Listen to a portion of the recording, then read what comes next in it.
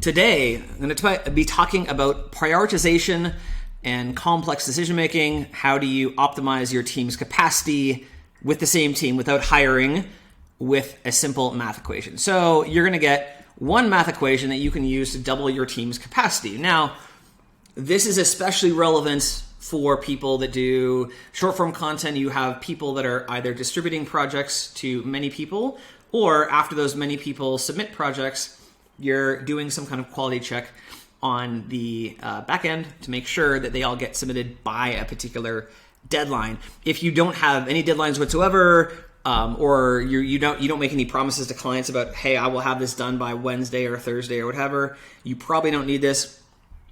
In this case, we had a client, or I have a client who had a quality check person, and that quality check person had to manage the deadlines of many projects being submitted and also the variable amount of risk. So here's what they said. This is like their kind of quote or message to me. We're having problems with our proofreader. They're missing projects that could be prioritized. They're missing deadlines and getting swamped. Okay. A simplistic solution to this would just be to hire more people, but I'm going to show you in a second why that is not necessary.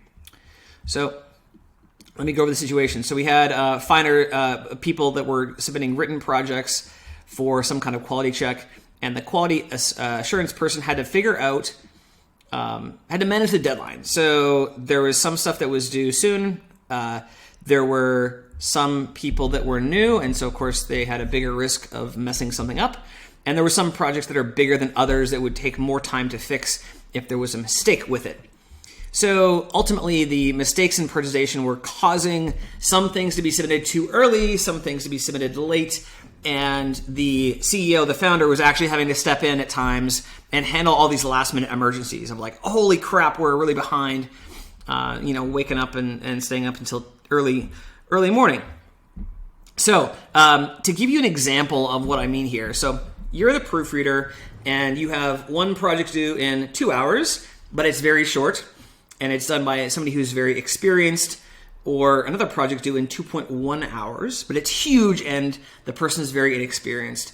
Even though project number one is due a little bit sooner, you really shouldn't do project number one soonest, because there's a much higher risk of number two being messed up. So if you check project one soonest, now you have less time to fix project number two, and the likelihood, the probability of missing a deadline just goes up and up and up and up and up. Okay? Are these understandable mistakes? Yes, they are, but it doesn't matter because they still cause issues and disasters in your business. So, so here's the thing. So, sure, if your client load is very low, or you have lots of excess team members, if you have like lots and lots of excess capacity, if you're making $1 million a month and you can afford, and your team is like very small and you have like you're like just wanted to burn cash for no reason, by all means throw money at the problem and just have extra cash. But if you are limited in any way by your capacity, or you don't want to just waste money on team members and cut into your profit margins, these mistakes are going to cost you. So again, let me show you what this looks like. So if you have excess capacity, you have some that are submitted really close to a deadline, but like it's still okay, and others that are submitted really, really, really early, and maybe some that are a little later, but you're still below this threshold here of the deadline. So then nothing bad happens, but also you have all this extra capacity, so it's still bad. You're still wasting money, and the thing is, you can solve this like really fast. Okay, so again, everything's manageable. There are some stuff that is a little bit last minute, but it's still okay, right? Everything's here. So the problem is you're just wasting money on staff you don't need, right? Or here's the problem.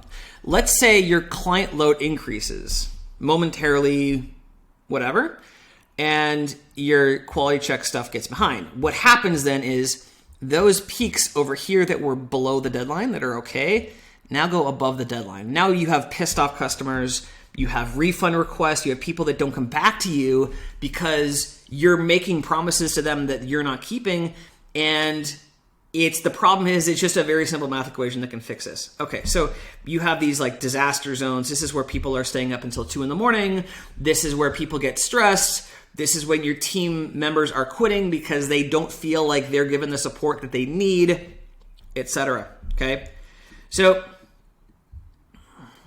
here's the thing: like your average client load is down here. It's not the averages that burn you; it's the peaks that burn you. Okay. Okay, so 2 solutions, of course. You could hire more staff, which again cuts into your profit, and you have to train these people and manage these other people too, cuts into your time. Or you make the prioritization more efficient. All right, so the cool thing is this is a one-time mathematical fix. I'm going to show you how to do it, and this works forever. So imagine, like, look at this graph. So in the blue you have the bad prioritization algorithm, right? But if you could smooth it out, your average stays the same, but all of a sudden you've claimed for yourself extra capacity simply because of math, right? Not because you're adding more people. So the trick is to smooth out the flows. The other benefit too is that everyone's job gets easier, right? Nobody likes to. The stressful moments in a day are not the easy stuff. It's when it gets really like a huge disaster. This is what causes people stress and burnout and all these things. So, it's like a work day. You can work a 12-hour day, and if everything is pretty manageable and easy, that's fine. But let's say at the beginning of the day, you have this disaster that takes you 2 hours to fix or an hour to fix, and it's extremely stressful. And you have a pissed off client and people are quitting and you're like, holy shit, what's going on? That's the kind of thing that can burn you out for the rest of the day and need you to take a rest. It's like going to the gym and doing a max deadlift. You do like 1 rep max, you're not going to have a good workout after that. You're going to be exhausted. So what you can do if you want to increase overall capacity for work in terms of mental work or teamwork or deadlines or whatnot, is smooth out the curve. So how do we do that? The cool thing is, again, this is the exact same average output. Some projects are submitted less early, but the others are submitted less late or not late at all. So I'm guessing this is going to probably double your capacity with one math equation. So what's the equation? All right, so a very simplistic equation, an equation that a person could manage is just do the one that's due soonest. But again, it takes time to check it, and if you spend the time on the wrong thing, somebody else becomes late, right? So the thing is, and the reason why people do this is because sorting by one factor is easy for a person to manage. They go, oh, I'll just do the due date. That's fine. It's manageable in someone's head. And the reason why people avoid introducing more factors is because it adds complexity. They think, I don't want to give people too much to think about, and because they're already doing too much, right? Humans can do this simplistic calculation very well, but if that simplistic equation is not accurate, you're going to have this problem here. So an overly simplistic equation that doesn't take into consideration the things you need it to causes these missed deadlines, right? Or maybe in your case, it's not a customer deadline, it's an internal team deadline. So the person, it's not, the one person submits it late to the next person stressed out, and that just creates this chain of missed deadlines. So that causes this, right? And the reason is human beings are very bad at multivariate math. We can do one thing, like is 3 bigger than 2? Got it. But all of a sudden, x plus 3 cubed times logarithm of like all these equations, nobody can do that in their head, all right? Or the people that can do it very slowly. So for this particular client, here was their SOP. So if 2 projects are of equal length and equal due date, but if one writer is less experienced, check the least experienced one first, right? So new people are at higher risk of making a mistake that needs to be fixed. Therefore, check the new people's work first. Right? Makes sense. Also, prioritize larger projects, again, because If there's a mistake done on a big project, it'll take longer to fix.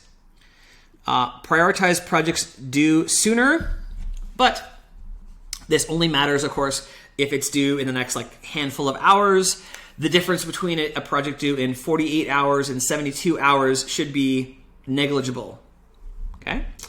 So let me demonstrate to you why humans are bad at calculating multivariate factors. Okay?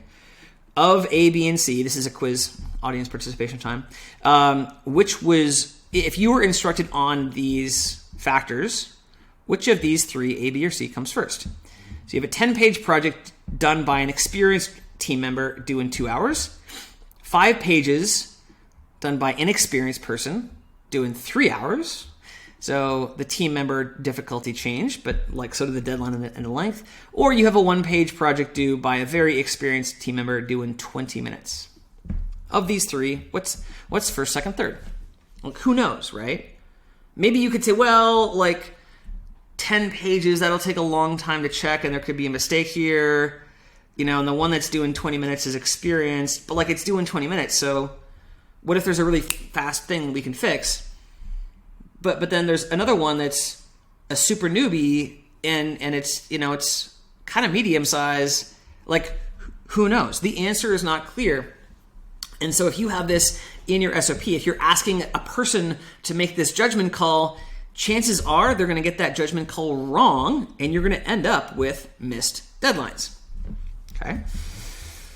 So this, okay. So who knows? All right, so how do you turn this into math, more efficient math, so that you can have greater output with the same people and less stress? So there are 2 steps. Number 1 is to find the equation that for each decision factor. So what's the equation for the relative priority when you do time until due? What is the relative equation for size? What's the relative equation for experience level? And then you combine those 3 factors together with some kind of weighting to determine which is the most important thing. So I will show you how to do this. So here's the statement. Here's the statement from the SOP.